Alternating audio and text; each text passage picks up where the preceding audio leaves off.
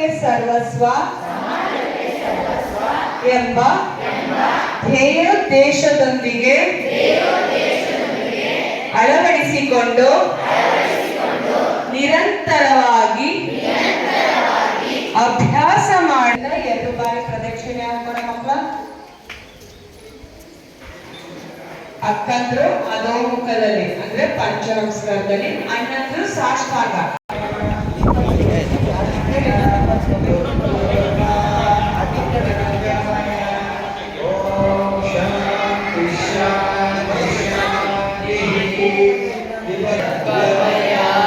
ಮಕ್ಕಳ ಹಸ್ತಗಳು ನಮಸ್ಕಾರ ಸ್ಥಿತಿ ಇಟ್ಕೊಂಡು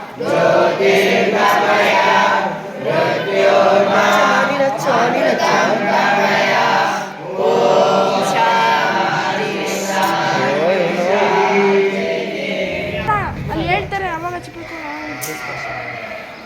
ಚತುರ್ಭುಜಂ ಪ್ರಸನ್ನವದನಂ ಧ್ಯಾಯೇತ್ ಗುರುರ್ವಿಷ್ಣುಃ ಗುರುರ್ದೇವೋ ಮಹೇಶ್ವರಃ ಗುರುರ್ ಸಾಕ್ಷಾತ್ ಪರಬ್ರಹ್ಮ ತಸ್ಮೈ ಶ್ರೀ ಗುರುವೇ